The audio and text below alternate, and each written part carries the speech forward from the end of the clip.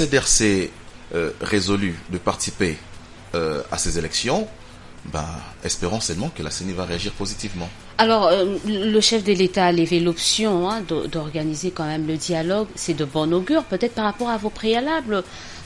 Voilà, c'est peut-être une réponse, entre guillemets, déguisée, peut-être de pouvoir en place pour essayer d'avoir des élections apaisées. Tout dépend du format que veut le chef de l'État pour ce dialogue. D'abord, vous avez été consulté, vous, le CDR, par l'émissaire du chef de l'État? Oui, le CDR a été consulté, comme tous les autres partis politiques de l'opposition. Le CDR a été consulté. Mais bon, le point de vue du CDR, c'est lequel? Au CEDER, nous trouvons qu'il n'y a pas opportunité de ce dialogue. Pourquoi il n'y a pas opportunité? Pour deux risques majeurs. Le premier risque, c'est que ce dialogue risque de nous conduire à un glissement. Ça, c'est le premier risque. Vous adorez le terme glissement. C'est pas On a beau vous donner c'est pas un terme inventé par les CDR en tout cas. Toutes les garanties du monde, mais vous n'arrivez pas à vous débarrasser de ça. Non seulement les CDR, mais le peuple ne veut pas de ces glissements. Le peuple ne veut pas de ces glissements. Le deuxième risque que pourra engendrer ces dialogues, c'est la mise en place d'un autre gouvernement d'union nationale. Donc, pour nous, nous pensons que dans un pays démocratique, dans une démocratie, le dialogue doit rester permanent. Mais justement. C'est un principe. C'est un principe démocratique que nous partageons au CDR. Le dialogue est permanent. Mais dans quel cadre le président de la République vient de dire il veut dialoguer, il veut parler. Vous ne voulez pas, mais vous parlez de cette permanence du dialogue. Nous, au CDR, nous pensons que le problème que pose l'opposition peuvent bien être résolus sans les dialogues. Les problèmes de l'enregistrement. Quand on parle dialogue, c'est-à-dire se parler. Donc d'une manière ou d'une autre, vous devrez le faire. Non, mais c'est vrai, c'est parler, mais je parle du format. Dans quel format? Sous les formats concertation nationale? Plus de 1000 personnes? Mais vous pouvez faire des propositions aussi, déposer vos cahiers des charges, faire de... Comment vous voulez que ce dialogue, parce que vous dites qu'il doit être permanent, mais nous disons, comment vous voulez que ce dialogue nous disons qu'il y a inopportunité de ce dialogue parce que les problèmes que nous posons sont des problèmes réels.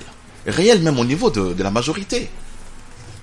Il n'y a pas que la jeunesse de l'opposition qui votera pour l'opposition. Dans cette jeunesse-là, il y a aussi ceux qui sont pour la majorité.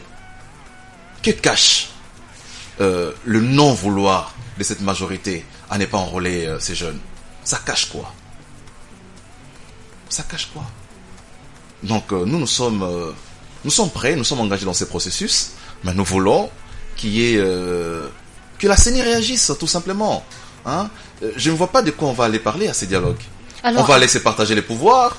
Ils l'ont fait en 2000, avec les concertations nationales, ils l'ont fait. Qu'est-ce qu'il y aura de nouveau? Il y a eu plus de 600 recommandations lors de ces concertations nationales. Combien de concertations combien de recommandations ont été déjà raison de plus appliquées pour dialoguer, pour que vous puissiez poser toutes ces questions. Non, mais je crois qu'il y a une structure qui est chargée du suivi. Comment on appelait ça? Suivi. Le comité de suivi des résolutions. Mais ils n'ont qu'à consulter cette structure qui existe. Je pense que ces dialogues, il y a vraiment pas. C'est une perte de temps en tout cas. C'est une perte de temps. Reparlons un peu de vos ambitions, même si on ne sait pas si vous allez déposer votre candidature ou si vous aurez quand même l'occasion de postuler à la députation provinciale. Mais parlons quand même de cela pendant ces 3 minutes qui nous restent pour la commune de Ngaliema. Supposons que vous veniez à être élu dans cette commune de Ngaliema. Que comptez-vous apporter que ceux qui sont là n'ont pas encore arrivé à faire? Non, je crois que d'abord il faut se poser la question de savoir quel est le rôle d'un député provincial. C'est quoi le rôle d'un député provincial? C'est là la vraie question. Parce qu'en politique, on n'a pas que on ne doit pas qu'aller vers les électeurs pour chercher leur électorat. Mais on doit aussi éduquer cette masse. On doit chose que vous ne faites pas beaucoup, surtout au niveau de l'opposition. Non, mais je crois que chez nous, au CEDER, nous le faisons. Nous éduquons. Parce que la politique éduque aussi. il faut que le peuple comprenne c'est quoi le rôle d'un député provincial. C'est quoi le rôle d'un député provincial? Un député, c'est d'abord un représentant. Il représente sa société, il représente sa communauté au niveau d'une assemblée, que ce soit une assemblée provinciale ou une assemblée nationale. Mais il a deux rôles majeurs, les députés provinciaux ou les députés nationaux. Son rôle, c'est d'abord d'élaborer des lois. Non, des lois. C'est de distribuer des t-shirts, c'est de remettre des groupes électrogènes, c'est de donner des câbles, mais c'est qu'on voit quand vous dites... Là, parfois, on ne sait pas dissocier cela du rôle du député parce que ce sont des actions propagandistes, tout simplement. Mais la population doit savoir, la personne sur qui nous plaçons notre confiance pour aller nous représenter, sera-t-il à mesure de parler pour notre cause? C'est ça la question. Parce que nous voyons des députés qui sont... ils ont fait 5 ans, 6 ans sur leur siège. Ils ne sont jamais passés au micro pour parler au nom de la population. Il faut dire aussi que le travail au niveau de l'Assemblée, qu'elle soit provinciale ou nationale, ne se limite pas qu'au passage devant le micro. Il y a des travaux en commission, il y a des missions d'enquête. Voilà. Donc quel est l'apport de ceux-là qui ont été élus? C'est quoi le rapport? C'est ça les problèmes.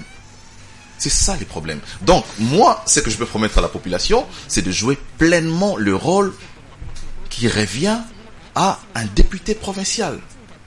Le rôle d'inciter les gouvernements à poser des actions pour le bien-être de la population. Le rôle de proposer des lois, de voter des bonnes lois pour que notre société soit une société où il fait beau vivre. Si c'est une promesse que je dois faire à la population, c'est la seule promesse que je peux faire à la population. D'être un bon député pour la population. On aura le temps de parler de tout cela quand viendra le temps de la campagne électorale. Faudrait-il que vous soyez candidat, hein? J'insiste sur ça parce que c'est pas évident que votre parti arrive à céder s'il n'obtient pas gain de cause. Donc on croise les doigts pour vous. Très rapidement, un mot de la fin, peut-être à l'endroit de la CENI, à l'endroit de ces jeunes qui tiennent, qui se veulent peut-être comme vous postuler ou être présentes pour les prochaines élections. Qu'est-ce que vous pouvez leur dire? Je crois qu'à l'endroit de la CENI, la seule chose que je puisse leur dire, c'est vrai que la CENI elle est indépendante, mais il ne faudrait pas prendre cette indépendance-là pour une souveraineté nationale. La CENI n'est pas souveraine, elle est indépendante.